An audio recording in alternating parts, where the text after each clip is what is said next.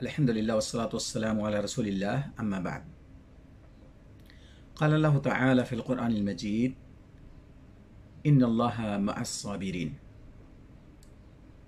अल्लाह रब्बुल आलमीन सब्र करने वालों के साथ है। मोमिन के लिए सब्र एक ऐसा बड़ा हथियार है कि जिससे वो दुनिया के अंदर भी कामयाब होगा और आखिरत के अंदर भी कामयाब होगा।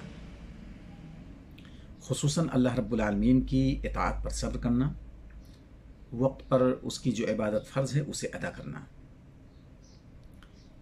इसके अलावा जो एक मोमिन को तकलीफ़ पहुंचती है इस दुनिया के अंदर, उस पर वो सब्र करे, चाहे वो तकलीफ़ बीमारी की हालत में हो या किसी और दीगर मुसीबत की शक्ल में हो, उस पर बंदा मोमिन सब्र करे तो ये सब्र उसके लिए बहुत ही कारआमद साबित होगा इस दुनिया के अंदर और मरने के बाद आखिरत के अंदर।